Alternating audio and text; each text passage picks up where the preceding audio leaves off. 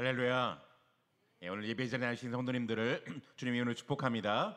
서로에게 인사하도록 하겠습니다. 당신은 복덩어리이십니다. 당신은 복덩어리이십니다. 그렇게 인사합니다. 당신을 통하여 많은 사람이 복을 받을 겁니다.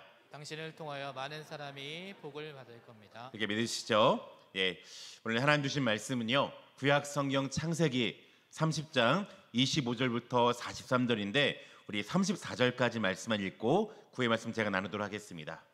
구약 성경 창세기 30장 25절부터 34절까지의 말씀을 우리 한 절씩 함께 교독하도록 하겠습니다.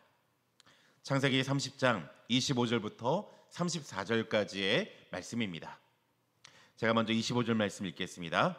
라헬이 요셉을 낳을 때 야곱이 라반에게 이르되 나를 보내어 내 고향 나의 땅으로 가게 하시되. 26절 시작. 내가 외삼촌에게서 일하고 얻은 처자를 내게 주시어 나로 가게 하소서.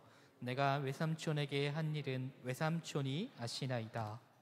라반이 그에게 이르되 여호와께서 너로 말미암아 내게 복 주신 줄을 내가 깨달았노니 내가 나를 사랑스럽게 여기거든 그대로 있으라. 28절. 또 이르되 내 품삯을 정하라. 내가 그것을 주리라. 야곱이 그에게 이르되 내가 어떻게 외삼촌을 섬겼는지 어떻게 외삼촌의 가축을 줬는지 외삼촌이 아시나이다. 30절. 내가 오기 전에는 외삼촌의 소유가 적더니 번성하여 때를 이루었으니 내 발이 이르는 곳마다 여호와께서 외삼촌에게 복을 주셨나이다.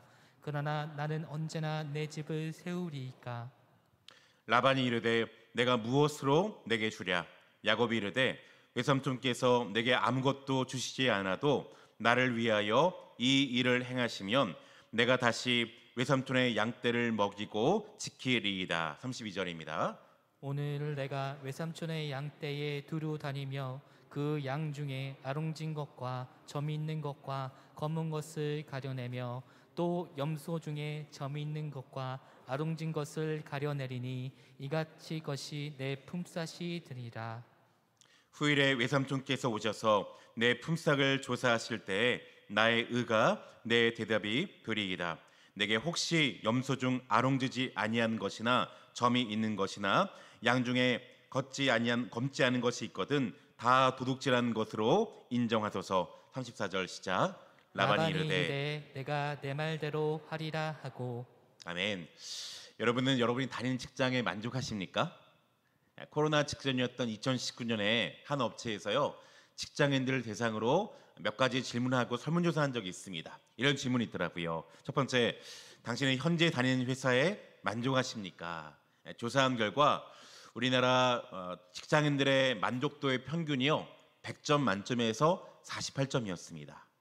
절반 이상은 대부분 다 내가 현재 다니는 직장에서 만족하지 못하다는 거죠. 두 번째, 이런 질문을 했습니다. 혹시 다른 직장으로 옮기고 싶은 마음이 있습니까? 이 질문에 무려 82% 이상이 그렇다라고 대답하시더라고요. 현실적으로 여건이 안 돼서 그렇지 좋은 기회만 온다면 내가 직장을 빨리 옮기고 싶다. 그 사람이 우리나라 전체 인구의 82%라는 거죠. 여러분, 이게 뭘 의미할까요? 대부분의 사람들은요, 자기가 원하지 않은 직업을 가지고 또 다니고 싶지 않은 직장에 다니고 있더라는 겁니다. 이것은요, 오늘 본문에 나온 야곱도 마찬가지였어요. 자, 야곱은 양을 치는 목축업에 종사했는데 이 팔레스타인의 목축업은요 굉장히 고되고 힘든 일입니다. 이 지역은요 일교차가 심하고 물이 귀하기 때문에 양떼를 기른다 굉장히 어려운 지역이었어요. 근무 조건이 먼저 열악했다는 거죠. 뿐이 아닙니다. 많은 직장인분들이 얘기하기를 사실 근무 환경보다 더 힘든 게 인간관계라 부르잖아요. 특별히 비교적 좋은 직장에 취업했다가 금방 일찍 그만두는 사람을 보면 대부분이요 인간관계의 어려움 때문이라는 거예요. 특별히 직장 상사와의 관계가 막 꼬이기 시작하면 그 직장 생활은 거의 최악의 상태입니다. 오늘 본문에 야곱의 고용주는요 악덕 기업주였던 라반이었어요. 자기 사위이자 조카였던 야곱을 종초는 부립니다. 이게 눈이 어두워서 10번이나 품삯을 제대로 지불하지 않고요. 무려 14년이나 무보수로 그냥 부려먹던 이런 사람이 라반이었어요. 근데 하나님께서 왜 야곱을 이런 열악한 근무지로 인도하셨을까? 몇 가지 이유가 있습니다. 첫 번째, 제가 2주 전에 말씀드린 것처럼 하나님께서 야곱을 철저히 연단하신 다음에 하나님의 그릇이 되기 위해서, 하나님의 사용하실 만한 참된 그릇이 되기 위해서 이 야곱을 그 자리로 몰아넣으신 겁니다. 야곱 자기보다 훨씬 더 교활하고 거짓말 잘하고 남의 등쳐먹는 그런 라반을 만나서 야곱 안에 있는 똑같은 그 모난 부분을 깎아내기 위해서 하나님이 야곱을 그 자리로 인도하셨다는 거죠. 그런데 그게 다가 아닙니다. 또 한 가지, 자, 이 장소는요, 라반이 있는 그 자리는요, 야곱이 복을 받기 위한 하나님의 복의 터전이었어요. 이따 우리가 쭉 보겠지만 야곱은 이 열악한 환경에서 많은 자녀를 낳죠. 또 많은 물질의 기반을 쌓게 됩니다. 30절에 보면 야곱이 이런 푸념한 적이 있거든요. 아래 보니까 그러나 나는 언제나 내 집을 세우리까. 이게 무슨 말이냐면 왜 하나님 나를 이렇게 열악한 환경에 보내시냐고 이런 푸념이 있죠. 그런데 하나님은요, 하나님의 계획표대로 차곡차곡 야곱의 기반을 이미 쌓고 계셨습니다. 제가 마지막에 다시 말씀드리겠지만 야곱이 그렇게 힘들어하던, 당장 옮기기 쉽던 그 야곱의 일터가 알고 봤더니 하나님의 큰 복을 받는 놀라운 장소였다는 거예요. 저는 이런 관점에서 오늘 본문 통해서 우리에게 주신 교훈을 몇 가지 나누기 원하는데요. 첫 번째, 우리는 일터에서 하나님은 우리를 복덩어리로 부르셨습니다. 우리 모든 일터에서 하나님 뭐로 부르셨다? 우리를요, 복덩어리로 부르셨다는 거예요. 자, 25절에 이런 말씀이 있습니다. 25절, 라헬이 요셉을 낳을 때 야곱이 라반에게 이르되 나를 보내어 내 고향 나의 땅으로 가게 하시되. 자, 오늘 본문 이렇게 시작하죠. 라헬이 요셉을 낳았을 때, 이때는요 야곱이 라반과 약속한 14년이 끝나는 시점이었습니다. 이제 약속한 기간이 다 끝났으니까 나 고향에 돌아가겠다고 이렇게 말하자 라반이 굉장히 당하면서 지금 야곱을 말리는 겁니다. 27절에 이렇게 말하죠. 라반이 그에게 이르되 여호와께서 너로 말미암아 내게 복 주신 줄을 내가 깨달았노니 내가 나를 사랑스럽게 여기거든 그대로 있으라. 어떻게든지 라반은요 야곱을 그 자리에 붙잡아 두려 합니다. 물론 지금까지 공짜로 부려먹다가 그 사람이 사라지니까 아쉽죠. 근데 이렇게 붙잡는 또 하나의 이유가 무엇인가? 라반이 뭐라 말합니까? 여호와께서 너로 말미암아 나에게 복 주신 건 내가 안다는 겁니다. 라반이 보기에 이 야곱은요 복을 몰고 다니는 복덩어리라는 거예요. 실제로요 야곱이 오기 전에 라반이 가진 것은 미미했습니다. 가축의 수가 적고 뭐 이렇게 하인들이 얼마 없었는데 야곱이 자기 집에서 1년부터는요 양과 염소가 큰 무리를 이루는 겁니다. 라반이 비록 하나님 믿지 않았지만 깨닫는 게 있어요. 아, 내가 지금까지 복을 받고 잘된 건 내 능력이 아니라 저 야곱 때문이구나. 하나님이 야곱을 형통하게 만드셔서 내가 지금 야곱의 그 복을 받아 누리는구나. 라반이 아는 겁니다. 근데 이것은요 야곱도 인정하는 거였어요. 야곱이 30절에 이렇게 말합니다. 내가 오기 전에는 외삼촌의 소유가 적더니 번성하여 때를 이루었더니 내 발이 이르는 곳마다 여호와께서 외삼촌에게 복을 주셨나이다. 여기서 야곱이 가진 믿음이 무엇입니까? 중요한 단어가 내 발이 이르는 곳마다. 내가 어디로 가든지 하나님께서 나를 통해 뭐 하신다고요? 내가 있는 모든 곳에 복을 주셨다는 겁니다. 나는 분명히 하나님의 축복의 통로라 이 믿음이 야곱 가운데 분명히 있는 거예요. 여러분 이 복은요 하나님 먼저 누구에게 주셨습니까?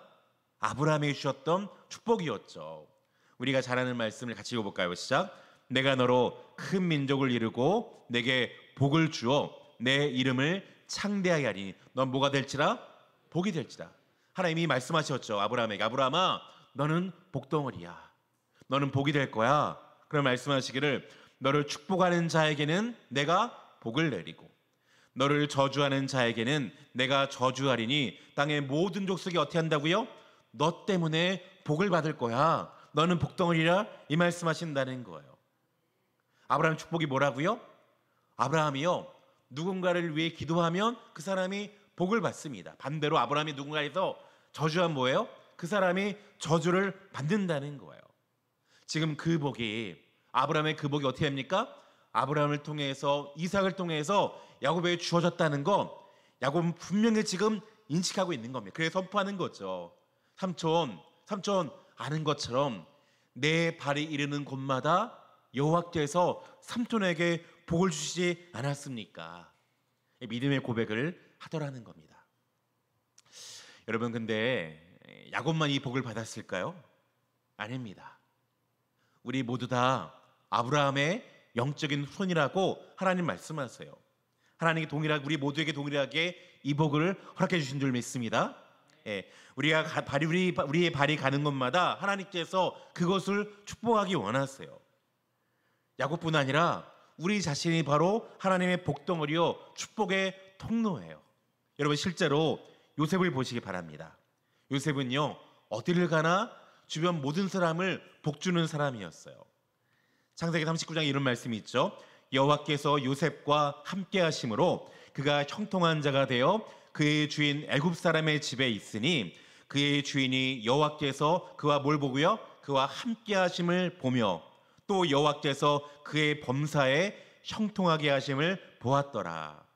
요셉이요, 노예가 돼서 보디발 집에 들어갔습니다. 그러자 요셉 한 사람 때문에 보디발 집 전체가 복을 받는 거예요. 요셉이 감옥에 들어갔더니요, 감옥에 있던 신하가 복을 받습니다. 요셉이 바로의 궁궐에 들어갔더니 요셉 한 사람 때문에 나라 전체가 복을 받더라는 거예요. 이유가 무엇입니까? 오늘 이 말씀처럼 여호와께서 요셉과 함께 하심으로 그가 형통한 자가 되어서 어디를 가든지 그에게 복을 미치는 복덩어리가 되더라는 겁니다. 여러분, 이것이 우리 모든 믿는 자들의 정체성인 줄 믿습니다. 이게 우리 성도들의 모습이에요. 그런데 많은 사람들이요, 안타깝게도 내가 누구인지를 모르고 사는 것 같습니다. 하나님 분명 우리를 축복의 통로로 부르셨고 나를 통하여서 내 발이 이르는 가정을 복주시고요, 나를 통하여서 내 직장이, 내게 발이 가는 내 교회가 복을 받기 원하셨는데 이상하게 우리 중 상당수는요, 이것을 분명히 인식하지 못하는 것 같아요. 어떻게 할 수 있습니까? 내가 일하고 있는 일터가 열악하고 힘이 들면 불평하잖아요. 하나님, 왜 나를 이곳에 부르십니까? 왜 나를 이렇게 열악한 곳에 나를 부르시냐고.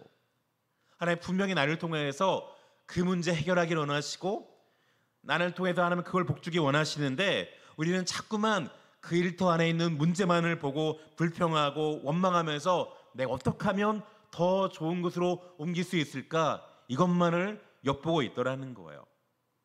하나님 이런 사람을 통해서 그 지역에 복을 줄 수 없다는 거죠. 우리는 분명히 깨달아야 합니다. 옆 사람 고백할까요? 당신은 하나님의 복덩어리입니다. 다 고백하겠습니다. 당신은 하나님의, 우리가 어디로 가는 하나님은요, 우리 한 사람 때문에 복을 주기 원하세요. 여러분 때문에 여러분의 직장이 복을 받아야 됩니다. 여러분 한 사람 때문에 여러분의 가정이 복을 받고 여러분의 교회가 복을 받아야 할 줄 믿습니다.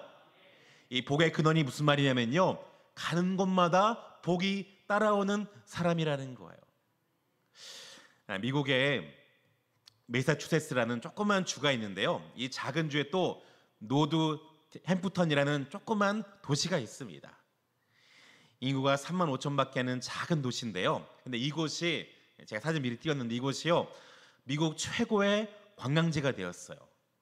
이 도시는요, 특산물이 있는 것도 아니고 어떤 관광상품이 있는 것도 아닌데 수많은 사람들이 이 오두막 하나 때문에 늘 찾아옵니다. 이 집에 가면요, 간판에 이런 글씨가 써 있어요. 이 집은 미국의 역사를 만들어낸 위대한 집이다.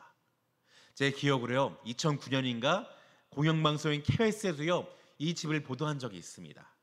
이 집이 누구의 집이냐면 미국의 사도 바울이라 불리는 조나단 에드워즈의 집이었어요.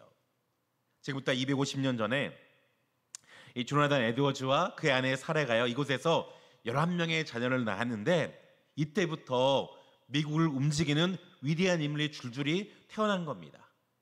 지금까지 8대를 쭉 내려오면서 부통령이 나왔고요. 주지사가 3명이었고 대학 총장이 13명, 대도시의 시장이 3명, 장차관급 공무원이 82명, 변호사가 149명, 판검사가 48명, 목사가 116명, 의사가 68명, 교수 65명, 세계적인 사업가가 75명, 뛰어난 발명가가 25명이 배출됐던 위대한 집안이라는 겁니다.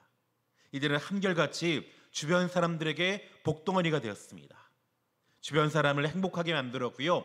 미국 전체를 행복하게 만드는 집안이었다는 거죠. 여러분 중요한 건 무엇이 이 집안 가운데 이런 역사를 이루었을까요? 다른 게 아니에요. 조나단 에드워즈와 그 아내 사라가요. 그 자녀를 늘 가르칩니다. 얘들아, 너희는 축복의 통로야. 아버지가 너희를 축복을 빌면 하나님께서 그 축복을 통해 반드시 너희 삶을 새롭게 하실 거라고. 너희가 누군가를 위해 기도하면 반드시 그 사람이 복을 받을 거라고. 이 부모가요, 이 권세를 어떻게 합니까? 어디로 가든지 늘 축복할 뿐 아니라 늘 자녀의 머리에 손을 얹고 기도하는 겁니다. 하나님, 내 자녀를 축복해 달라고. 하나님, 아브라함에게 주셨던 복을, 야곱의 복을 하나님께서 내 자녀에게 동일하게 부어달라고. 그래서 이 아들이 어떻게 합니까? 내가 누구인지를 깨닫고 자기가 어느 직장에 가면요, 직장을 위해 기도합니다. 하나님 나를 어떤 지역에 보내시면 그 지역을 위해 기도하면서 이 지역의 문제를 해결하는 일에 시도다 보니까 이 집안에서요, 위대한 수많은 하나님의 사람이 나타나더라는 거예요. 야곱이요, 이거를 압니다. 그래서 어떻게 합니까? 내가 비록 라반이라는 그 악독 고용주 밑에 내가 일을 하지만 그러나 나는 내 일하는 것으로 충성을 다하겠다. 나는 반드시 이 라반의 직간 뭘 줍니까? 하나님의 복을 주겠다. 이 믿음이 있더라는 거죠. 여러분 같이 말씀드리지만 하나님은 우리를요, 나의 모든 일터에서 복의 근원으로 부르신 줄 믿습니다. 하나님의 사람이요, 식당의 종업원으로 일하면 그 한 사람 때문에 손님들이 몰려옵니다. 하나님의 사람이요, 직장의 부서를 옮기면 그 부서에 활기가 넘쳐야 돼요. 기획한 일마다 뭔가 일이 잘 되면 왜 그랬습니까? 그 부서에 축복의 통로가 들어왔기 때문인 거죠. 하나님의 사람이 가족 모임에 가면요, 가족 간의 분쟁이 화해됩니다. 하나님의 사람이 가는 곳마다 웃음꽃이 우는 꽃이 만번하고요. 자녀와 조카들을 칭찬하고 격려함으로 말미암아 그 아이들 가운데 꿈이 심겨져야 돼요. 왜 그렇습니까? 이게 하나님의 사람이 해야 될 축복의 통로의 모습이기 때문이죠. 하나님의 사람이 교회 공동체에 들어가면요, 그 교회 공동체가 살아납니다. 생기가 넘쳐요. 그리고 중요한 거, 그런데 왜 우리가 가는 곳에는요 그런 역사가 잘 일어나지 않은가? 이유는 단순해요. 내가 누구인지를 모르더라는 겁니다.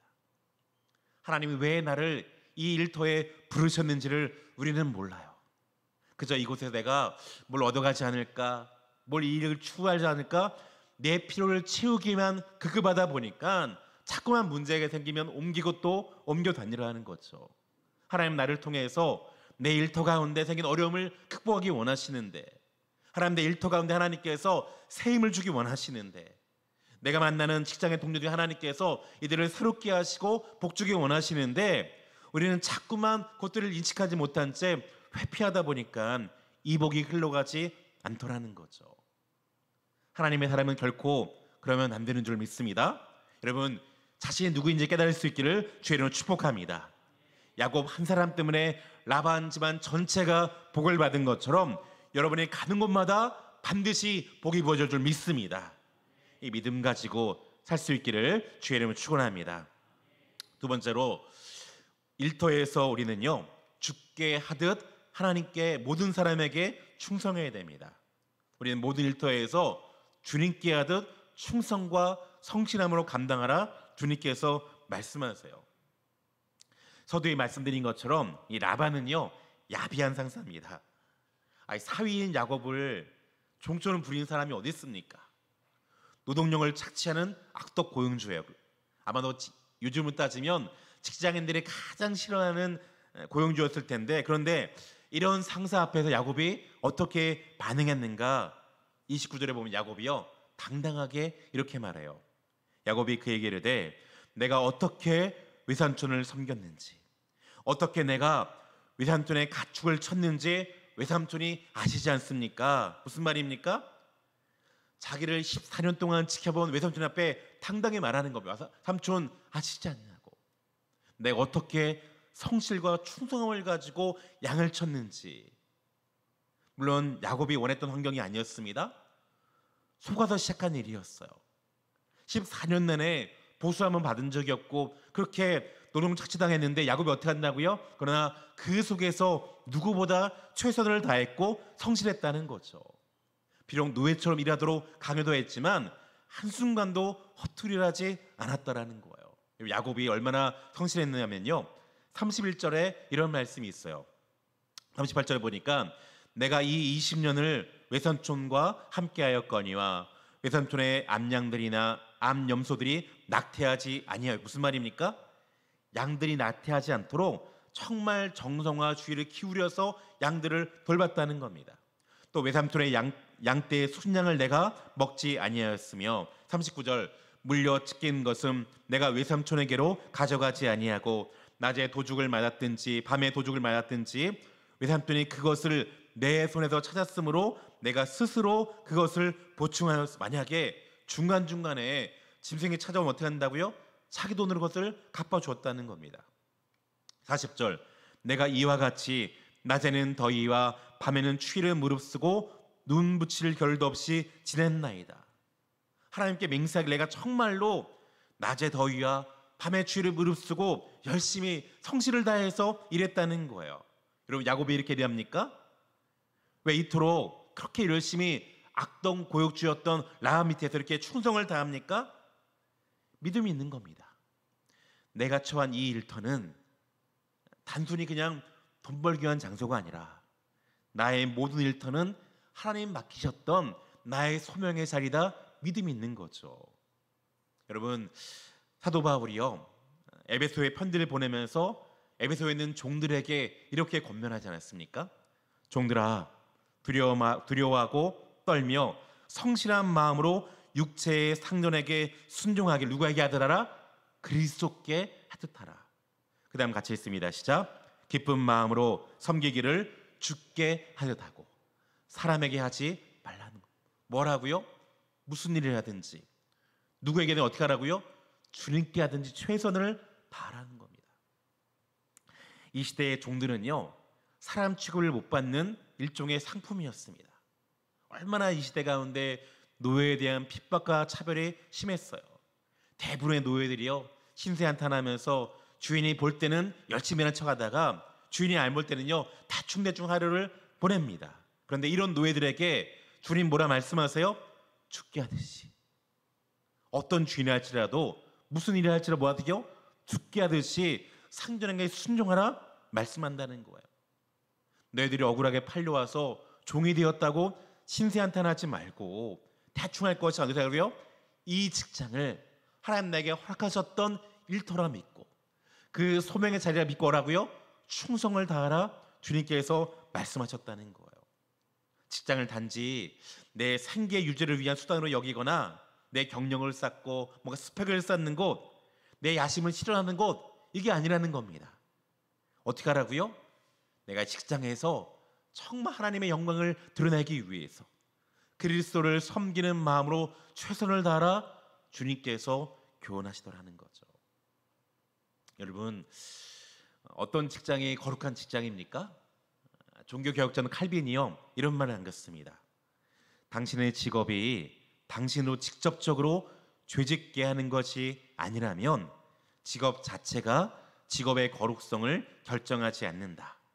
중요한 것은 그 직업에 임하는 동기와 태도와 목적이 직업의 거룩함을 결정한다는 거예요. 직업의 귀천이 어디 있습니까? 중요한 게 뭐라고요? 내가 얼마나 그 직장을 다닐 때 바른 동기와 태도를 가지고 다니느냐, 이것이 그 직업의 거룩함을 결정하더라는 거죠. 여러분 만약에 우리가 어떤 집에서 청소한다 할지라도요 내가 하나님의 영광을 위해서 그 일을 충성히 감당한다면 무엇입니까? 그 직이 바로 성직, 거룩한 직업이라는 거예요. 내가 정말 주님께 하나님의 영광을 위해서 어떤 일을 한다면 그 직업을 수행할 일터가 뭐라고요? 바로 하나님의 거룩한 일터를 우리에게 말씀한다는 거죠. 이런 의미에서 이 자리에 계신 모든 직장인들에게 간곡히 권면드립니다. 여러분의 직장은요, 결코 돈을 벌기 위한 장소가 아니에요. 우리 모든 직장은요, 하나님의 영광을 드러낼 장소인 줄 믿습니다. 그러기에 사람이 보든지 보지 않든지 여러분이 주어진 그 일에서 죽게 하듯 최선을 다함으로 하나님의 영광을 드러낼 수 있기를 주의 이름으로 축복합니다. 마지막 세 번째 주신 교훈이 있다면 우리는 일터에서 신수성가를 이루어야 합니다. 뭘 이룬다고요? 신수성가. 뒤에 말씀드릴 건데요. 자, 야곱이 이제 고향으로 돌아간다고 하자 라반이 다급해집니다. 그래서 야곱에게요, 새롭게 연봉 협상을 체결하라 제안하는데 28절 보니까 또 이르되 네 품삯을 정하라, 내가 그것을 줄이라. 백지수표를 내미는 거죠. 맘대로 품삯을 정하면 내가 다 주겠다고, 제발 있어달라고.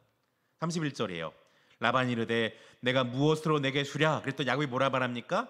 야곱이 이르되 외삼촌께서 내게 아무것도 주시지 않아도 나를 위하여 이 한 가지 일만 행하시면 내가 다시 외삼촌의 양떼를 먹이고 지키리이다. 그러면서 이상한 제안을 하는 겁니다. 뭐라 하냐면 32절이에요. 오늘 내가 외삼촌의 양떼를 두루다니며 그 양 중에 아롱진 것과 점 있는 것과 검은 것을 가려내며 또 염소 중에 점 있는 것과 아롱진 것을 가려내리니 이 같은 것이 내 품삯이 되리라. 뭐라고 전하냐면요, 삼촌, 지금 있는 것들은 다 삼촌 거라 치고, 자, 앞으로 태어날 양인의 영들 중에 만약에 얼룩지거나 점 있는 것이 태어나면 그거 놔달라는 겁니다. 상대적으로 약간 열등한 것들이거든요. 태어나면 다 놔두라는 거예요. 나머지 삼촌이 다 가지라는 겁니다. 이 제안을 듣자 라반이 귀가 척기되십니다. 왜냐하면 먼저는 첫 번째로 돈을 지불하지 않아도 되잖아요. 또 이 당시를 보면요, 대부분의 양들은요 흰색입니다. 대부분의 염소는요 검은색이에요. 야곱이 요구했던 얼룩덜룩하거나 점 있는 가축 거의 없습니다. 이 지역에 거의 없습니다. 근데 라반이 뭐 합니까? 듣자마자 옳다구나. 야곱이 또 미쳤구나. 어떻게 합니까? 당장 계약서 도장을 꽝 찍어요. 그리고 어떻게 합니까? 나중에 보면 라반이 또 머리를 굴리는데요, 이미 있었던 얼룩진 소수의 양인 염소를 따로 구분한 다음에 아들들을 시켜서 3일길을 떨어 놓습니다. 그러면 둘이 못 만나니까, 얼룩진 것과 깨끗하게 못 만나니까 태어나지 못하잖아요. 머리를 쓰는 거예요. 유전적으로 장차 얼룩진 것이 태어날 가능성을 완전히 봉쇄해버리는 거죠. 그런데 중요한 것, 야곱이 왜 이런 결정을 했을까요? 자기 안에 자신감이 있는 겁니다. 야곱은 오랜 세월 양을 치면서 나름대로 노하우가 있었던 것 같아요. 야곱이 모험한 건 자기 나름대로 경험했던 기술과 노하우가 있기 때문일까요? 야곱이 해야 되는 방법이 무엇인가가 37절에 나와 있는데요, 한번 읽어주시겠습니까? 시작. 야곱이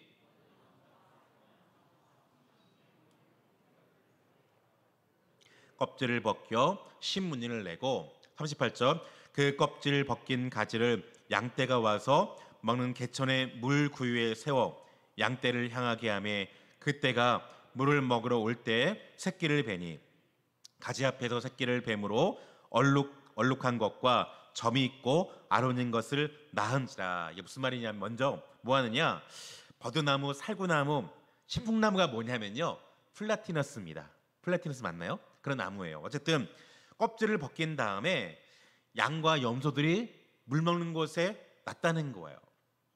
나무 줄기를 중간중간에 벗기니 어떻게 했냐면 얼룩진 것처럼 보이죠. 그러면 그때 양이 교미를 하다가 이 주문이를 보면 자기가 본 것처럼 얼룩덜룩한 새끼가 태어난다는 겁니다. 이게 사실일까요? 새빨간 거짓말입니다. 제가 이제 이해가 안 돼가지고요, 수많은 자료를 다 찾아봤는데 어떤 사람 말하기 이게 우상학적으로 가능하다라는 거예요. 예를 들어서 양계장에 가면 밤에 불을 켜놓잖아요. 이유가 뭐냐면 이 닭의 시신경을 자극해서 알기를 많이 낳으려고. 마찬가지로 어떤 분이 뭐라 설명하냐면 양이 교미할 때 시각에 자극을 주면 내가 바라본 대로 새끼 색깔이 달라진다. 새빨간 거짓말이라는 겁니다. 제가 자료를 다 찾아보니까 과학적으로 이게 말이 안 돼요. 사실이 아닙니다. 제가 억울한 게 뭐냐면 제가 주일학교 또 이렇게 배웠었거든요. 전혀 관계가 없더라고요. 제가 이걸 확실히 알려고 제가 생물책을 다 뒤져보니까 말도 안 되는 거예요. 그런데 어떤 주석을 찾아보니까 이런 방법을 왜 했느냐, 이거는요 고대 근동 사회에서 양치는 목동들이 가졌던 일종의 미신적인 행위입니다. 말도 안 되는 거죠. 그런데 중요한 게 뭐냐면 이런 거짓말 같은 이야기 방법을 사용했는데 너무 희한한 결과가 나오는 겁니다. 43절 보니까 43절 지금까지 시작. 이에 그 사람이 매우 번창하여 양떼와 노비와 낙타와 마귀가 많았더라. 그 사람은 야곱이에요. 야곱이 분명히 이 말도 안 되는 비과학적 방법을 사용했는데 어떤 일이 생겼다고요? 매우 번창해서 양떼가 많아지고 염소가 많아지면서 자연스럽게 그 양떼를 관리하는 노비또가 많아졌다는 겁니다. 하나님께서 어떻게 역사하신 겁니까? 말도 안 되는 방법대로 양과 염소 새끼를 낳으면 하얀 게 아니고 어떻게 해요? 얼룩지는 하나님께서 낳게 했다는 거죠. 자, 이걸 보고 라반의 아들들이 뭐라 말하냐면요 31장 1절에 보니까 야곱이 라반의 아들들이 하는 말을 들은즉 야곱이 우리 아버지의 소유를 다 빼앗고 우리 아버지의 소유를 말미암아 이 모든 재물을 모았다. 여기서 이 모든 재물을 모았다, 옛날 성경의 말이 더 리얼한데 이 옛날에 뭐라 됐냐면 거부가 되었다 이런 표현도 했어요. 야곱이 6년 동안 이상한 방법을 사용했는데 하나같이 얼룩진 새끼들만 태어나면 야곱이 뭐가 됐다고요? 부자가 됐다는 겁니다. 이 말씀도 매우 번창해서 가축들이 많아지는 부자가 됐다는 거예요. 중요한 것, 이런 일이 왜 생겼을까요? 야곱이 뭔가 특별한 노하우이기 때문에 아니에요. 야곱이요 창세기 31장 9절에서 이 일을 가지고 이렇게 말합니다. 같이 있습니다. 시작. 하나님이 이같이 그대들의 아버지의 가축을 빼앗아 어떻게 해요? 지금 주어를 뭐라 말합니까? 하나님이 이같이 나에게 행하셨다는 거예요. 하나님이 주셨다는 거죠. 11절에 또 야곱이 이렇게 얘기합니다. 꿈에 하나님의 사자가 내게 말씀하시기를 야곱아 하시기로 내가 대답하기를 내가 여기 있나 하네. 12절 보니까 이르시되 내 눈을 들어보라 양떼를 탄 순양은 다 얼룩무늬 있는 것 점 있는 것과 아롱진 것이니라. 라반이 내게 행한 모든 것을 내가 보았노라. 야곱이 가졌던 노하우가 이런 번창을 준 것이 아니라 뭐 했다고요? 하나님이 야곱을 보시고 그를 언약을 기억하실 때 어떻게 한다고요? 그가 복을 받았고 거부가 되었다는 거예요. 하나님께서 악독 고용주였던 라반을 심판함과 동시에 야곱에게 임하셨던 그 언약을 지키기 위해 뭐였다고요? 이런 놀라운 일을 하나님께서 친히 이루셨다는 것. 야곱은요 알았습니다. 이것이 내 힘이 아니었구나, 내 능력이 아니라 미신의 방법이 오라고요? 하나님이 이 일을 이루셨구나. 분명히 깨달았다는 거죠. 여러분 제가 서두에 이런 말씀 드렸잖아요. 야곱은 처음에 라반 앞에서요 푸념합니다. 삼촌은 재산이 많은데 나는 언제 내 집을 세울 수 있겠습니까? 근데 하나님께 어떻게 하십니까? 야곱의 이 푸념을 들으시고 그에게 복을 주십니다. 그리고 어떤 복이에요? 집을 세울 수 있는 은혜를 베푸시더라는 거예요. 한자어로 자수성가라는 말이 있습니다. 뜻이 뭐냐면 자기 손으로 내 집을 세운다. 서양 사람들은요 인생의 성공을 이처럼 내 손으로 집을 세웠느냐 그렇지 않느냐 이걸 가지고 성공을 평가합니다. 그런데 하나님 믿는 신앙인들은요 한 글자를 바꿔야 돼요. 어떻게 바꿉니까? 자수성가가 아니라 신수성가. 하나님께서 하나님의 손으로 나의 집을 세우게 하셨다. 내가 아니라 하나님이 이 일을 하셨다라는 거죠. 시편 127편에 보면 시인이 이렇게 고백합니다. 여호와께서 집을 세우지 아니하시면 세우는 자의 수고가 헛되며 여호와께서 성을 지키지 아니하시면 파수꾼의 깨어 있음이 헛되도다. 만복의 주관자 우리 하나님께서 우리 집을 세우시면 뭐 한다고요? 그 집이 든든하더라는 거예요. 하나님이 없이 세운 집은요, 모래 위에 세운 것 같다는 겁니다. 겉보기에 화려하지만 한순간 금방 무너지고 말아요. 라반이 세운 집이 그랬죠. 라반이 야곱을 종처럼 함부로 부리고 노동력을 착취합니다. 함부로 대해 어떻게 해요? 하나님께서 그의 것을 빼앗아 야곱에게 주시더라는 거예요. 그러나 하나님 말씀 위에 세웠던 야곱의 집은요, 든든합니다. 견고하고요, 흔들리지 않아요. 높이 섰습니다. 우리 성도님들은 지금 무엇을 가지고 여러분의 집을 세우고 계십니까? 돈주교회 모든 성도님이 하나님 말씀으로 여러분 집을 든든히 세우는 신수성가의 사람들 될 수 있기를 주의 이름으로 축복합니다. 말씀 마무리할 텐데요, 제가 인터넷에서 의미 있는 글을 찾아서 함께 소개해드리고 마치기 원합니다. 제목이 뭐냐면 하나님은 모두 알고 계신다. 하나님은 모두 알고 계신다. 이런 글이 있더라고요. 노력한 보람도 없이 지치고 실망하고 있을 때 하나님께서는 내가 얼마나 애썼는지 다 알고 계셨다. 내가 오랫동안 목 놓아 눌고 고뇌에 차 있을 때 하나님께서는 너의 눈물방울을 세고 계셨다. 아무것도 이룬 것 없이 세월만 보냈다는 생각이 들 때도 하나님은 너를 기다리고 계셨다. 외로워하고 친구는 너무 바빠 너의 전화를 받을 시간도 없을 때 하나님께서는 바로 내 곁에 계셨다.